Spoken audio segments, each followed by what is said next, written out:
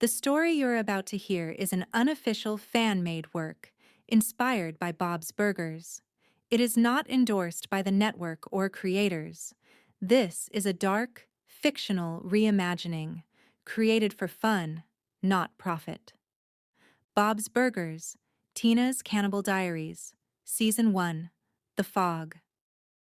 Entry 5. Dear Cannibal Diary, if the fog world has a heartbeat, it's our block.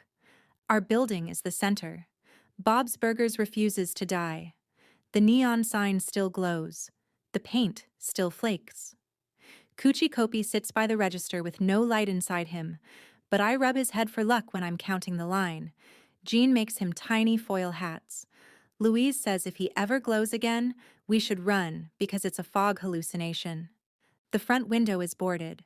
Teddy spent 2 days fitting plywood and sealing edges with tar from the docks. He cried while he worked. Not about the window. About Choo-Choo and Choo-Choo's dad. About the horde. He hammered nails like apologies and said, "For Bob," between each strike. The board is solid. Light comes through cracks. We see the line through gaps. Plastic wrap covers the gaps. On our right is Mort's place. It's your funeral home and crematorium. Our neighbor and now our dormitory annex. Teddy lives there. Rudy lives there. Mort says the rent is participation. Morning water runs, battery carries, grow room checks, bone soup stirs, upstairs sweeps. It would be morbid if it weren't also homey. On our left is the store next door. Used to change names every week. Rent a swag. Iced Ice Baby. Itsy Bitsy Teeny Weeny Video Bikini. Bad business plans and worse puns. Now it's ours. The grow house in daylight. The energy room at night.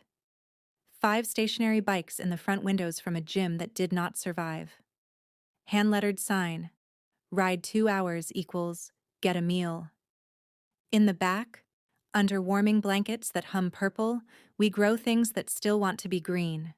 Scallions in jars, onions in buckets, thin-shouldered potatoes, one heroic basil plant that refuses to believe it's not summer. Fish odor stops by. He owns the buildings and the wharf. "My domain," he says, tipping his bone-capped cane. We humor him because he runs the town generators. Morning. We prop the grow house door open. Fog slinks in. The first riders arrive early, heads down. Teddy does intake at the folding table. Writes names with a golf pencil. 2 hours for a meal, he says gently. You can break it up, but you'll have to come back for the rest before the stew. We keep stew on for the riders. Burgers are ceremony. Stew is mercy. The stew is mysterious pot. Dad hates when I call it that. He says a stew is a stew and a burger is a burger. Mort wires the bikes into the wall. The batteries sit in their cradle. Fat black bricks with handles. They sip at the rider's effort. The whole room sounds like a hive that read a pamphlet about cardio. A clock ticks too loud. A fan turns. The purple grow lights hum over the baby onions. When the fog makes the glass sweat, Rudy wipes it down with a rag, then returns to his own bike. Rudy has a rhythm. In, out, turn, count. His scarf is bright today. His cheeks burn. He pedals like loyalty. He catches my eye in the window and lines his breath to mine. I don't look too long. Louise's jealousy is a perimeter fence with teeth. We pay riders as promised. 2 hours, a bowl of stew and a small burger. 1 hour, just stew. 3 hours, extra pickles if we have them. Onions definitely. Ketchup and mustard always. Mayo if it didn't go weird. Burger of the day is still a chalkboard. Bob still writes the pun when the room is safe and the salt is plentiful. I write it down. Tradition is the kind of nonsense that keeps you from going feral. It was a running gag. Now it's a running prayer. The rotation is clean. Riders pedal, batteries drink, Teddy logs, Mort checks voltage. I move back and forth between doors, watching for the fog's smile. We carry a full battery brick across the alley to the restaurant, wire it into the grill circuit, slide the spent one into the grow house cradle. It works. Light for the board, heat for the steel, hum for the neon sign that says open. Dad doesn't go to the bikes. That's our rule. He is the hinge. If he leaves the grill, the room knows and the fog notices. Everyone else runs the floor, the door, the line, the light. He cooks. Midday. By fog noon, the line is a living spine looping down the block. The lamplighters swap poles. The mail bell sounds tired. People arrive in pairs to pretend they're a family because the line is kinder to families. Kids hold hands with adults who don't belong to them. Structure pretends back. Gene plays curbside, bone xylophone, and pan drums. Tip your drummer with ketchup packets, he announces.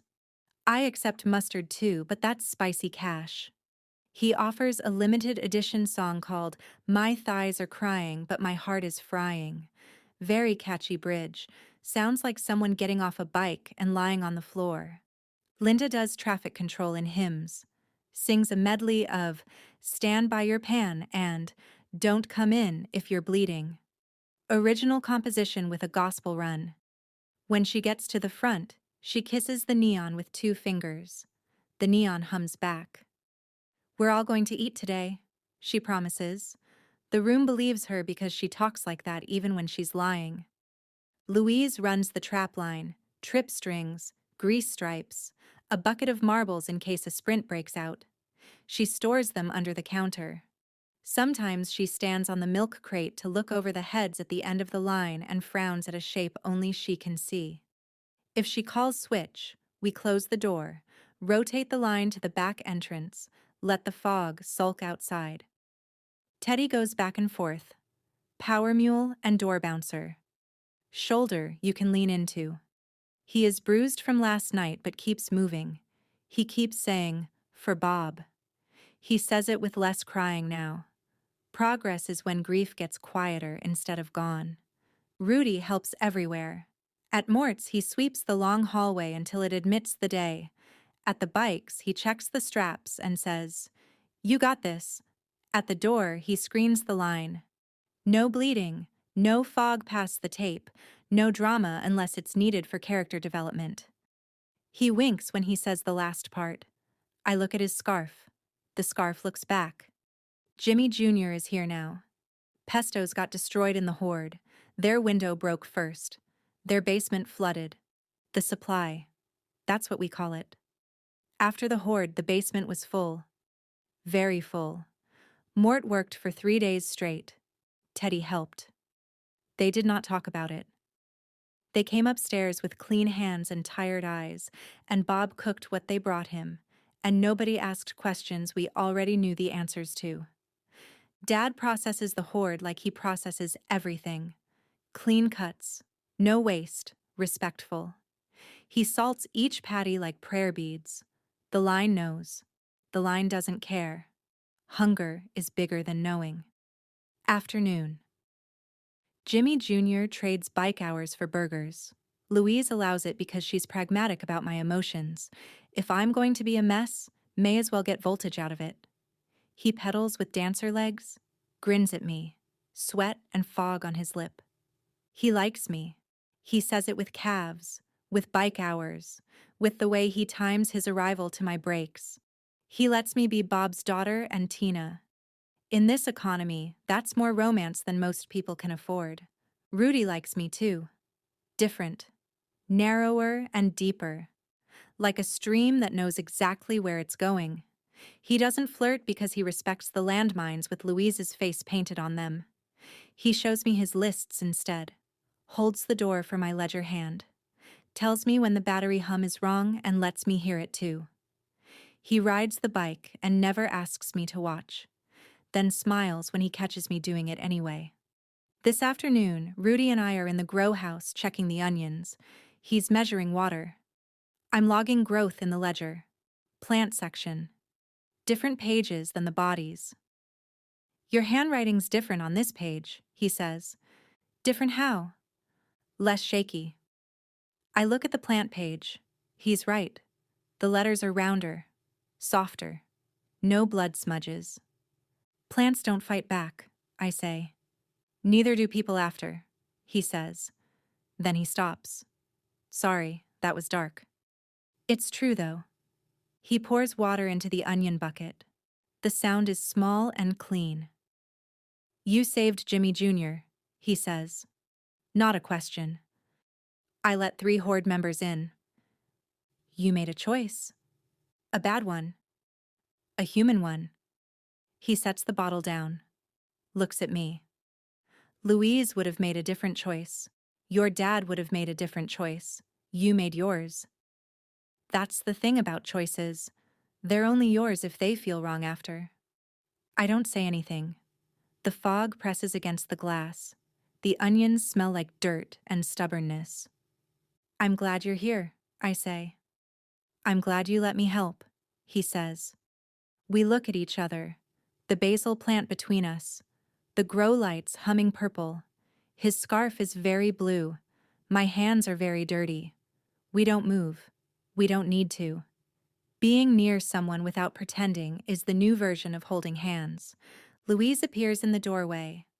Inventory, she says. Her eyes flick between us. The eyebrow does its thing. She leaves. Rudy smiles. I should get back to the bikes. Yeah. He doesn't move for another 3 seconds. Then he does. His scarf trails behind him like a very polite flag. I write in the ledger. Plant section. Onions. Stable. Basil.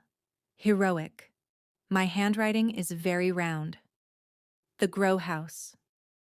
In the back, under warming blankets, we grow things. Scallions in jars, onions in buckets, potatoes that might make it. We germinate in jars. We whisper to jars. We run the lights on pedal power and battery leftovers. We pinch onion tops so the bulbs feed themselves and us. We give the basil 1 leaf every 3rd day. We tell it jokes. Jean sings Electric Love in a croon that cracks at the best part. The basil leans like it's listening. Sometimes we open the door and let a few line people in to see the green. They stop in the threshold. Seeing color this bright feels like stealing. We let them steal. Evening. Night is a word we use to bully the sky into admitting it's darker. The lamps thrum, the fog thickens, the line doubles. Second shift arrives. Riders cashing out their meals. Dock hands swapping salt for stew. Strangers who made it from 50 blocks away and look like they crossed a century. Bob cooks and cooks. He feeds the masses. Burgers and stew with pickles, onions, ketchup, mustard. The way he puts the bun down like he's setting a crown on a head that forgot it was royal.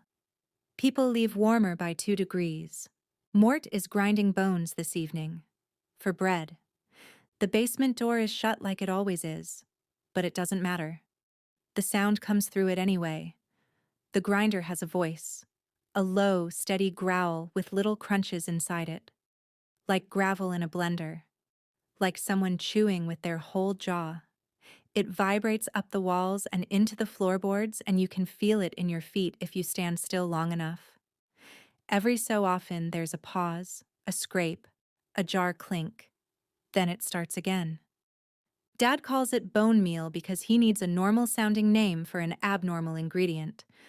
Mort brings the jars up when he's done and sets them on the counter without making eye contact, like he's delivering salt. Dad mixes a little of it with whatever starch we can spare. Crumb dust, potato paste, the last honest flour, adds water and salt, presses the mix into flat rounds, and cooks them on the flat top until they set. They don't rise. They don't smell like real bread. But they hold, top and bottom. A bun that doesn't collapse, even if everything else does. I write BUNS, BONEMEAL in the ledger, and the grinder starts up again downstairs, loud enough to underline my handwriting. But I notice Jimmy Jr. He comes for a bowl of stew and a look. I'm 18. The fog is 5. I keep 2 crushes alive like contraband candles. One butt, one scarf. I write their names on a page that doesn't exist and fold it into a pocket of my mind. I don't turn inside out for anyone. I'm not choosing. The world is choosing every second. I get to keep what it hasn't gotten to yet. Night. We close when the grow house batteries admit defeat and Kuchi Kopi gets kissed goodnight. We shuffle the last bowls and plates into stacks. We wipe the grill with a rag that will be a relic someday. Dad washes hands like an incantation. Knuckles, webs, thumbs, each wrist. Teddy and Mort and Rudy carry the dying battery back to the grow house. We talk to it. You did great, we say to a box of acid and hope.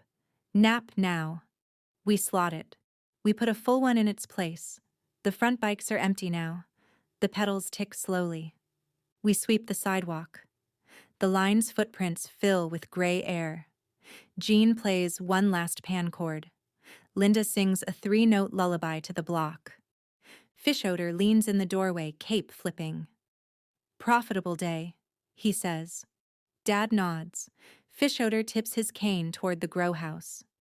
I admire the meritocracy of sweat, he adds. We should build a tiered system. Louise smiles at him in a way that should send rich men to bed early. He drifts off. I tally the ledger. Bodies in, bowls out, buns counted by wish more than slice. Battery swaps, rider hours, onions emitted.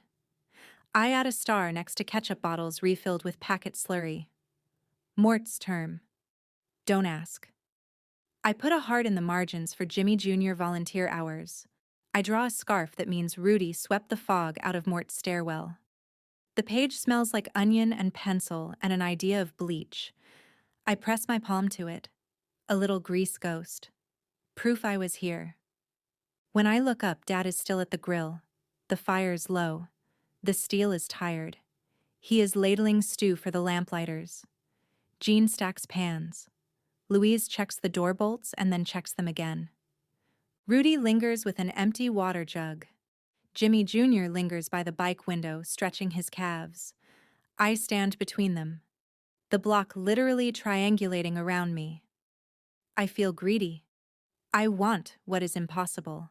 A world that allows a girl to be loved by 2 good choices and a grill that never goes cold. The fog breathes against the glass. The bikes are quiet. The basil looks like it will do another day. The battery hum is a purr. The funeral home sighs. Mort says, "Good night, occupants, active and inactive." Teddy laughs and says, "Gross," then laughs again because gross is a form of intimacy we invented to replace tenderness when we got too busy to practice. I close the ledger. I touch the nail in the doorframe. I know it's nothing. I like knowing that it's mine. Tomorrow we'll do it again. Ride, swap, fry, ladle, shout, flirt at windows, sweep fog out of corners, trade hours for stew, give names to the anonymous, keep taste alive with pickles and onions and ketchup and mustard. The particular way Dad salts the edge of a patty like he's finishing a story he refuses to tell out loud. Dear Cannibal Diary, our block is a machine built out of people. It runs on legs and heat and jokes. It squeaks. It rattles. It sings. It feeds. It is stupid and holy. Either way, we'll be here. The bike's in the front. The basil in the back. Mort's upstairs full of sleep. The neon humming its brave hum. The ledger open like a throat, ready to swallow another day. And Dad at the grill, still conjugating. I cook. You eat. We live.